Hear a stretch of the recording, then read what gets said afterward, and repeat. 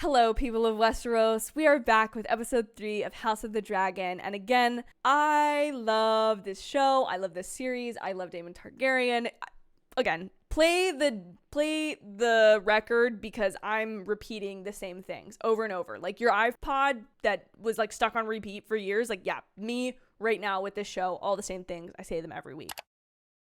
I wanted to talk about this episode because I feel like this episode symbolically and thematically is the strongest that we've received this season thus far. And I want to talk about that. But the first thing I want to talk about is, again, the bookending of this episode with the war in the Stepstones. I believe that's what it's called. I can never remember the name. But we get to see kind of the fire and brimstone war and maybe the loss of it, because I thought what was, again, so symbolic of this episode was Daemon starting the episode with an arrow, which comes back later, you know what I'm saying? But the arrow is on fire. So like the man who's literally riding a dragon is catching fire because of an arrow that's been shot at him. So like that's how badly he's losing. His own like family symbol is being attacked. Yet, by the end of the episode, he emerges victorious. He emerges a new man. And he basically, if you've watched the like post show, I can't even claim this is my own idea, but at the end of the episode, you can get like kind of a sneak preview for the next episode and then like a behind the scenes of this episode. And the way that they described Daemon kind of having to die as the person he is, sacrifice himself in a way. When he gets shot with the arrows, he's surrounded by the crab feeder's army. And then the battalion and the dragon come and save him, and he's able to then go after the crab feeder, kill him, and kind of win the war for himself in this last-ditch attempt to do it before his brother recognizes his own failure. So good. When he emerges victorious from that cave and that ending shot of the episode, like, please someone print it, send it to me, and let me put it on a wall, because I love the symbolism of that, of him taking matters into his own hands, not that he wasn't trying to do it at all.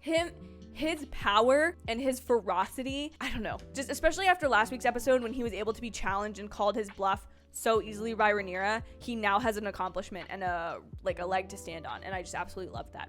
The other major aspect of this episode that I really want to talk about is the hunt that is held in the honor of Aegon II, of course, Rhaenyra's half-younger brother, who everyone hopes will be named heir, who believe that he will be the king and the savior of the realm. But Rhaenyra is kind of fed up with that, and she goes off on her own little separate journey in the woods with Sir Cole, who, you know, I'm kind of waiting for maybe something to come of that. Like, I know she'll probably get married to someone of a higher standing, but has that ever stopped anyone from before from having relations? No.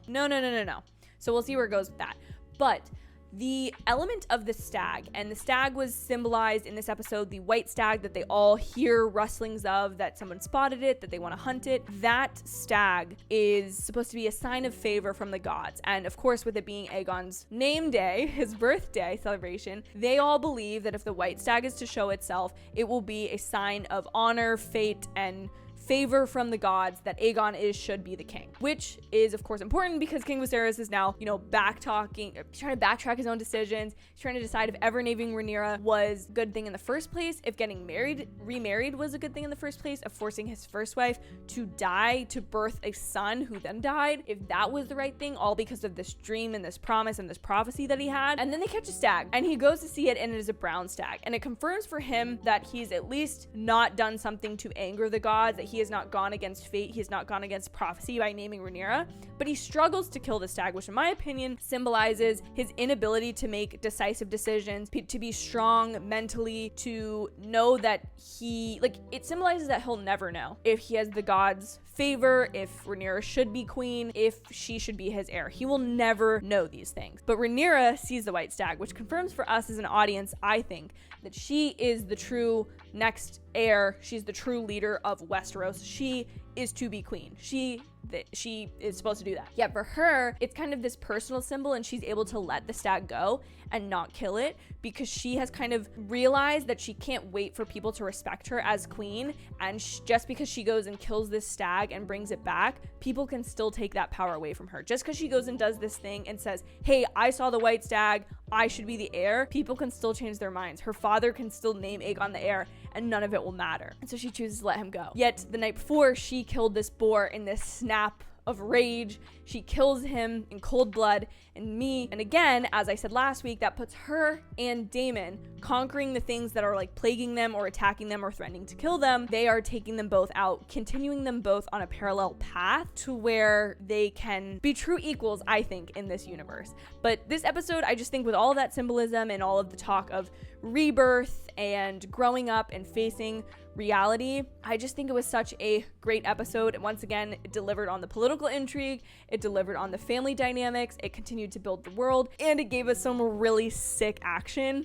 So good. Daemon Targaryen going after the crap beater. I will not soon forget that. But what did you think about this episode of Game of Thrones?